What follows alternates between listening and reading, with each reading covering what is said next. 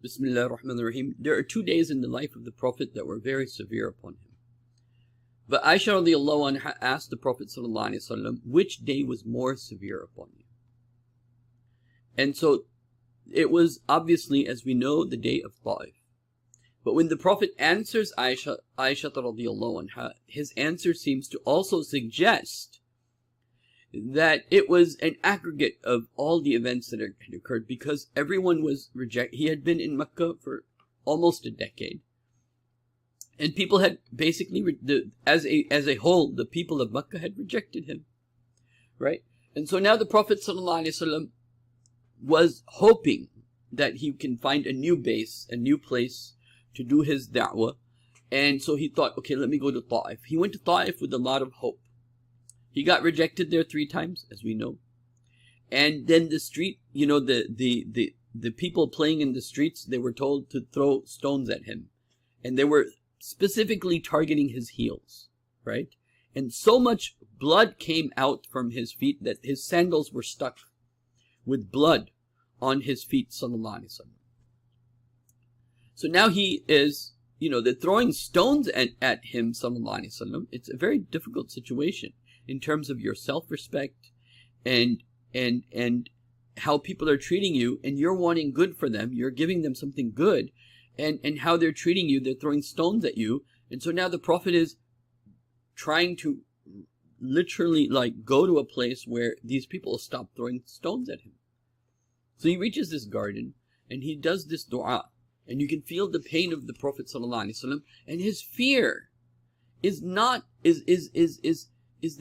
is this happening to me because Allah is upset with me? And this should really be the attitude of Muslims in a time where Muslims are being persecuted. Because part of the question is, are we being persecuted because Allah is not happy with us? But you can also see how the Prophet ﷺ presents his anguish, his emotional pain, his hurt to Allah subhanahu wa ta'ala. Right? So he goes to this garden, he's in pain, people are throwing stones at him. He had gone with great expectations, great hope. They had turned him down, they had rejected him. And now the Prophet ﷺ does this dua. Allahumma inni ashku ilayka du'fa quwwati. Oh Allah subhanahu wa ta'ala, I complain to you the weakness of my power. I have no power. Right? Wa hawani ala nas. And my insignificance in front of these people. Ya arhamar rahimin. O most merciful one. The most merciful one who shows mercy. Ila man takalani. O Allah, who will you put me in front of, entrust me unto? These people who have no mercy upon me. Because when the Prophet went to Ta'if, he couldn't go back to Mecca now without protection. And so the Prophet had even lost his citizenship. Ila aduwin yahjumani. A enemy of mine who is going to be harsh with me. Am ila qaribin amlikuhu amri. Or a relative now who is going to have control of my affairs, because the Prophet had to go as a Halif. إِن لَمْ تَكُنْ غَضْبَانًا عَلَيَّ فَلَا أُبَالِي. This is the central ayah, or central piece of the dua.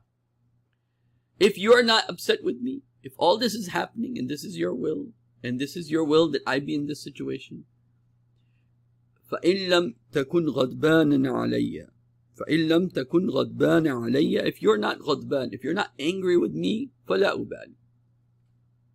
Then I don't care, it doesn't matter, it's fine. As long as you're not angry with me, that's the most important thing. غَيْرَ أَنْ عَافِيَتَكَ أَوْصَى لِي. But, O Allah, your afiyah, your kindness, the wellness from you is better for me, is أَوْصَى لِي. I hope for that from you. أعوذ بوجهك الذي أشرقت له ظلمات. I seek refuge in you, Allah, by whom, when seeking refuge in you, all darknesses go away. وأصله عليه أمر الدنيا والآخرة. And seeking refuge in you makes all the affairs of dunya and akhirah good. أن ينزل بغضبك. That same. And I seek refuge in you that your anger should descend upon me. أو يحل بسخطك. Or your rage becomes halal upon me. That don't be angry with me, O Allah. But awsali afiyatik. But if you have kindness towards me, if you show me wellness, you give me wellness in dunya and akhirah, I seek protection in you because that is the only way. Laka utba. There's nowhere to go but to you. There's no recourse but you. No refuge but you. Hatta tarda. Until you are happy, Allah. This is the main thing. La quwwata illa billah. There is no power but Allah subhanahu wa ta'ala. So this was the dua of the Prophet, the pain of the Prophet. That on the one side, how people are treating him, and Allah, he's complaining of his weakness on the one side. And on the other side, he is saying to Allah, Allah, as long as you're happy with me, it's okay. Right? So this, and Allah, I have no significance in the eyes of the people anymore. Hawani ala nas. And you're putting me in front of the people that are going to be harsh with me now. But all that's okay as long as you're happy with me. So now about this, the Prophet ﷺ was asked by Aisha radiallahu anha, and Aisha annaha qalat lil Nabi sallallahu alayhi wasallam, Aisha radiallahu anha, she says to the Prophet sallallahu alayhi wasallam, هل أتاك إليك يوم كان أشد من يوم أحد. O Prophet of Allah. Now Aisha, see how much she is, her closeness to the Prophet. And the question is, has there ever come a day to you that where it was harder upon you than the day of Uhud? And the Prophet said, sallallahu alayhi wa sallam, لَقَدْ لَقِيتُ مِنْ قَوْمِكَ مَا لَقِيتُ. Aisha, you know what the people of Makkah did to me, what your people, the people of Makkah, they did to me. وَكَانَ أَشَدُّ مَا لَقِيتُ مِنْهُمْ يَوْمٌ أَقَبَةٌ. But the day of Aqaba, the day I went to Ta'if, that was the most severe day upon me. إِذْ أَرَدْتُ نَفْسِي عَلَى. That day, when I presented myself to Abdul Layl, okay? And then what happened? فَلَمْ يَجِيبُنِي. He didn't give me any response. He didn't respond because the Prophet expected a positive response. إِلَى مَا أَرَدْتُ. What I presented to him, he gave me no positive response. فَانْطَلَقْتُ وَأَنَا مَحْمُومٌ. And the Prophet said, I left, but I was very distressed, very sad, right? عَلَى وَجْهِي فَلَمْ أَسْتَفِقْ. Now the Prophet had gone and he had done this dua. So now when Jibreel came and Allah subhanahu wa ta'ala wanted the Prophet to know that I'm not upset with you, I'm not angry with you. And Allah subhanahu wa ta'ala, to show that he's not angry with him, he sent Jibreel, and he also sent the angel of the mountain and told the Prophet, if you want this angel of mountain, he will put these two mountains between, he will crush this valley of, this place of Ta'if between these two mountains. So the Prophet said, أَنَا بِقَرْنِ ثَعْلَبٍ. I was in this place where, basically one of the places where the ihram is worn, called qarnul thaq. Qarnul bilqarnil tha'lab. Farafa'tu ra'si. I raised my head in this place. Now this is a place where they had stopped stoning the Prophet, and the Prophet had made this dua, and now he looks up and he sees a cloud, and in the cloud he sees Jibreel alayhi salatu wassalam. فإذا أنا بسحابة قد أظلتني. And then I saw a cloud, it was putting a shade over me. فنظرت إلى ما فيها جبرائيل. And I saw with it, inside it was Jibreel. فنادني. He said to me, Jibreel said to me, فقال إن الله قد سمع قول قومك لك. O Prophet Muhammad sallallahu alayhi wa sallam, Allah subhanahu wa ta'ala has heard from what your people have said to you. Sallallahu alayhi wa sallam. Inna Allah qad sami'a qawla qawmika lak. Allah has heard what your people have said to you. وَمَا رُدُّوا عَلَيْكَ. And how they have returned you or negated you. قَدْ بَعَثَ إِلَيْكَ مَلَكُ جِبَالٍ. Now I have brought with you the angel of the mountain.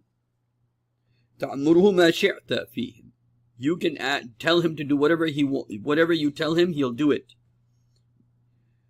فنادني ملك جبال.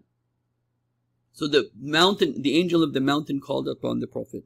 فسلم علي. The Prophet said, it said salams to me. ثم قال, and then the angel of the mountain said, Ya Muhammad sallallahu alayhi wa sallam. فقال ذلك فيما شئت.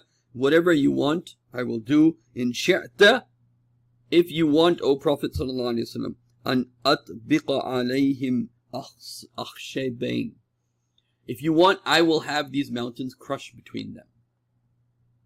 But the Prophet then, realizing that Allah is not angry with him, and that Allah has responded to his dua immediately, the Prophet says, بل أرجو أن يخرج الله من أصلابهم من يعبد الله وحده.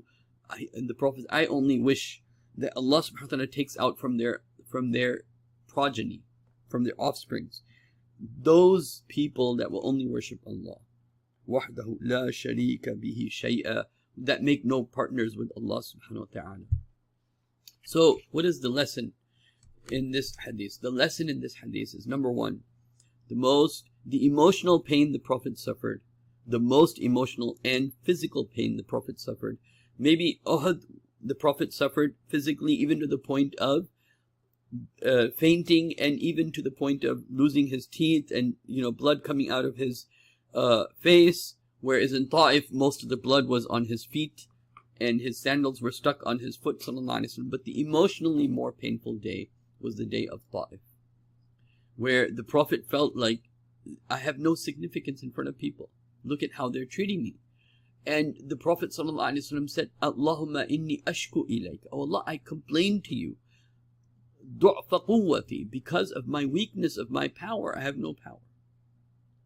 And so this tells us something very important also for the Muslims, and that is that when we are in a situation where we are powerless, and we realize that we are powerless and that we have no significance as Muslims in front of people, and that people treat us the way that they treat us, then we have to turn to Allah subhanahu wa ta'ala, and we have to seek the pleasure of Allah, the rida of Allah, like the Prophet did sallallahu alaihi wasallam. And then Allah's response came in the form of Jibreel and the angel of the mountain coming. And then right after this was the events that led to the Prophet ﷺ going to Medina and having victory after that. So something to think about and reminisce about. And here is a person who's, again, his character, his sabr, his foresight. He's not thinking about today. He's not reacting today. He's thinking about the future and the far future and the children and the offspring of these people. So he is Rahmatul lil Alameen sallallahu alaihi wasallam. We'll leave it at there for now. Assalamu alaikum.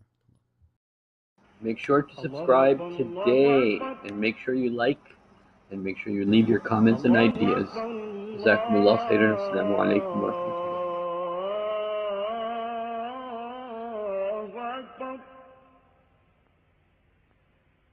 أشهد أن لا إله إلا